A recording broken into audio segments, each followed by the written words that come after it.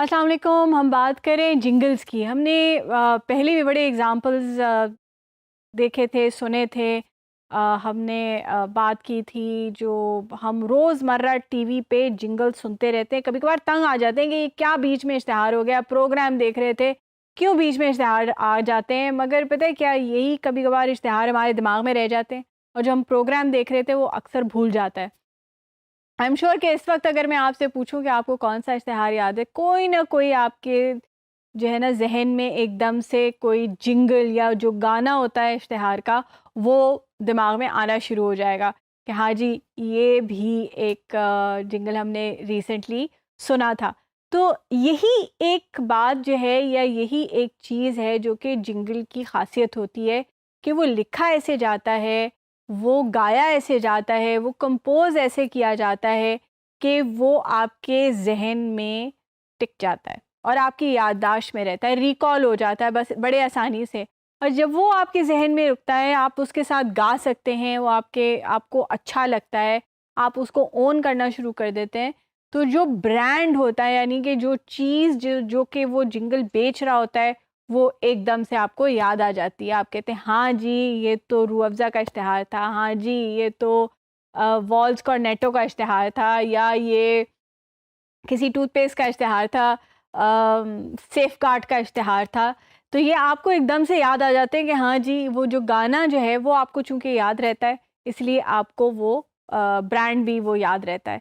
तो ये ख़ासियत है जिंगल्स की। इसकी बहुत ज़्यादा डिमांड है। अगर आप जिंगल्स लिख सकते हैं तो आप बहुत अच्छे पैसे कमा सकते हैं, क्योंकि that is one thing where you are able to make good money. Go online, अगर आप guru.com पे जाते हैं, आप वर्क पे जाते हैं, फाइवर पे जाते हैं, फ्रीलांसर पे जाते हैं, बहुत सारी ऐसी वेबसाइट्स हैं।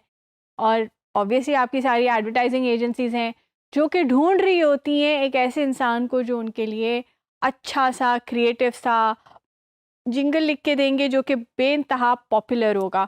तो अब हम अगर याद करें कि ऐसे कौन से जिंगल्स हैं जो हमें बहुत बड़े पॉपुलर हुए रिसेंटली।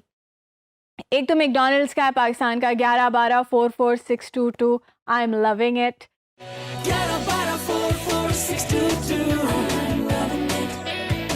ये तो मतलब हर किसी को याद रहता है। कोई मैकडॉनल्ड्स खाए ना खाए, उसने सुना ज़रूर होगा। मेरे बच्चों को तो बहुत अच्छी तरह याद है और अक्सर वो जिंगल सुना के जो है मुझे कहा जाता है, एक इशारा होता है कि जी मैकडॉनल्ड्स ऑर्डर कर दिया जाए। तो ये भी एक चीज़ होती है।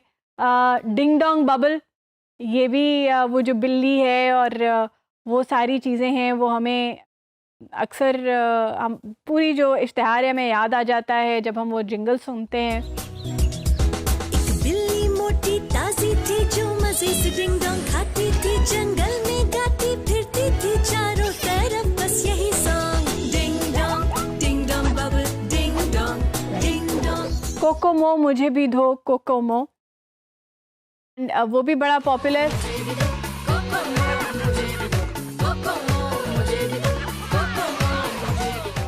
ये आपने देखा होगा कि अक्सर जो गाने हैं, ख़ास तौर पे ये जो कैंडी वाले होते हैं, ये आसान इसलिए बनाए जाते हैं या इनका तर्ज़ या इनके लिखने का तरीका इसलिए ऐसा होता है क्योंकि ये बच्चों को टारगेट कर रहे होते हैं, ताकि बच्चे जो हैं इन इन इसको याद करें, सारा दिन गाते रहें, आपको भी सुनाते रहें और कहें कि खुदा के लिए हमें लेके दें ये चीज़ें। और इसके पीछे एक पूरी साइंस है कि ये जिंगल्स जो हैं वो कैसे बनाए जाते हैं और कैसे इनको कंपोज़ किया जाता है कि लोगों के ज़हनों में ये रहें और टिकें और बार-बार उस ब्रांड की हमें याद दिलाते रहें। गुड मिल्क, रोज़-रोज़ पिया करो good milk, I am sure आपको याद होगा। रोज रोज गुड मिल्क पिया करो, हाँ रोज रोज गुड मिल्क पिया करो।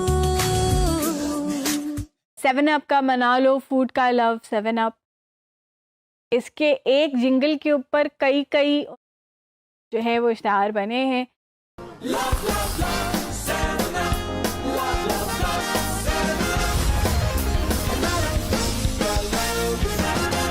And that is another thing that happens कि जब एक जिंगल जो है वो बहुत पॉपुलर हो जाता है, बहुत अच्छा हो जाता है, तो लोग क्या करते हैं, बजाय इसके कि एक ही उसके अंदर विजुअल हो, वो विजुअल भी साथ साथ बदलते रहते हैं। और उस गाने को वो ज़िंदा रखते हैं ज़्यादा लंबे अरसे तक while providing variety in the visuals.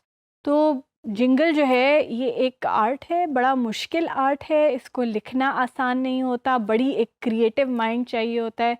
तो अगर आपके पास ये क्रिएटिव माइंड है तो इससे ज़रूर इसको इस्तेमाल कीजिए कि एक जिंगल जो है वो आपके लिए लिख कर दिखाएं। जिंगल हम लिखते हैं आइसक्रीम के लिए, आइसक्रीम यूज क्रीम आइसक्रीम, मज़े के रंग, और आगे इसको हम लेकर चलते हैं थोड़ा सा यहीं पर ही आपके साथ। तो आइसक्रीम यूज क्रीम आइसक्रीम, मज़े के रंग जगाएं उमंग, एक नया तरंग आइसक्रीम के संग। तो हमने देखा कि जी इट्स ऑल राइमिंग, छोटी छोटी चीज़ है, इसको जब आप कंपोज करेंगे म्यूज़िक के साथ, इसके साथ कुछ ना कुछ निकल आएगा। आइसक्रीम बेच रहे हैं और हम आइसक्रीम के साथ जो है जो फीलिंग्स हैं या जो उसके साथ हमें खाने से जो मज़ा आता है वो हम डिस्क्राइब कर रहे हैं इस जिंगल में। तो लिखते वक्त हमें ये भी देखना होता है कि हम फीलिंग्स क्या इवोक करना चाह रहे हैं, मैसेज क्या देना चाह रहे हैं। यहाँ पर ऑफ कोर्स मैसेज यही है कि आप आइसक्रीम खाएंगे तो मज़ा आएगा, बहुत सारे लोग जो हैं आपके साथ होंगे, आप एक नई ट्रेंड को उजागर करेंगे और इस आइसक्रीम को खाएंगे तो आपको you'll have lots of fun, and that is the kind of emotions and feelings that we are trying to show through the jingle. अब हम एक और जिंगल लिखने की कोशिश करते हैं और यहाँ पर यह है जी जूतों का, and we will try and do this in English this time, क्योंकि जैसे कि पहले भी मैंने ज़िक्र किया है कि जहाँ पर पाकिस्तान मार्केट जो है वो बहुत आपके पास उर्दू जो लोग लिखते हैं उनके लिए बहुत अच्छी मार्केट है, मगर अगर आप ग्लोबल मार्केट को टैप करना चाहते हैं और वहाँ जो ऑनलाइन आपके पास अपॉर्चुनिटीज़ हैं जिंगल्स लिखने के लिए, तो आपको अंग्रेज़ी ही ज़्यादातर इस्तेमाल करनी पड़ेगी। तो इसलिए हम इस पूरे कोर्स में क्रिएटिव राइटिंग में हमने अंग्रेज़ी पे ज़्यादा ज़ोर दिया है ताकि हम आपको ये बता सकें कि इस क्रिएटिव राइटिंग को इस्तेमाल करते हुए आप ग्लोबल मार्केट को कैसे टैप कर सकते हैं, कैसे आप वो जॉब अपॉर्चुनिटीज़ का फ़ायदा उठा सकते हैं जो कि आपके पास पूरी दुनिया में मौजूद हैं, ख़ास तौर पे एक राइटर होने के नाते। तो वापस चलते हैं जिंगल फॉर शूज़ की तरफ और हम बात करना चाहते हैं कि जी अगर जूते हम इस तरह बेच रहे हैं, the main thought over here is around tapping your feet and having fun with amazing shoes. So that is what we are doing. So tap, tap, tapping, click, click, clicking, tap, tap, tapping, click, click, clicking, dance the trot, or swing. These are the shoes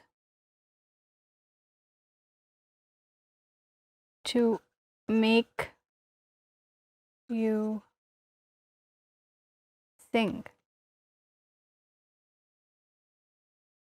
तो this is basically the jingle for the shoes. तो आपने थोड़े से examples के साथ देखा, हमने आपके साथ और जिंगल्स शेयर किए, कुछ लिख के भी दिखाए। ज़रूर आप कोशिश करें कि जिंगल्स लिखें, बहुत जॉब अपॉर्चुनिटी है इसके लिए, ऑनलाइन भी है। आप इसमें जैसे कि मैंने कहा अंग्रेज़ी में लिखेंगे तो ग्लोबल मार्केट आपके लिए खुली हुई है, उर्दू में लिखेंगे तो पाकिस्तान में बहुत ज़रूरत होती है, इश्तिहार कभी ख़त्म नहीं होते, ब्रांड्स बेचने होते हैं, चीज़ें बेचनी होती हैं। मेन चीज़ जिंगल में यही है, दोबारा बोलूँगी, कि हमें किसी चीज़ को बेचना होता है, बस गाना गा के, पोइट्री लिख के, क्रिएटिव तरीके से हमें बेचना है।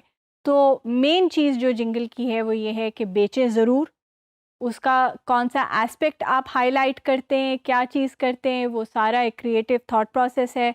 वो उसमें आपको देखना पड़ता है कि आप जूते के कौन से एस्पेक्ट को प्रमोट कर रहे हैं जिंगल के ज़रिए, या आप आइसक्रीम के कौन से एक फीलिंग को इवोक कर रहे हैं, या एक कोई और प्रोडक्ट होता है उसका कोई ख़ास एक एलिमेंट लेकर आप उसको प्रमोट कर रहे हैं। But writing jingles is a lot of fun. It's a good job. It's a very well paying job. पैसे बहुत हैं इसमें, क्योंकि अगेन मुश्किल है और कम लोग इसमें जाते हैं, तो इसको एज अ करियर ज़रूर आजमाइएगा। Thank you so much.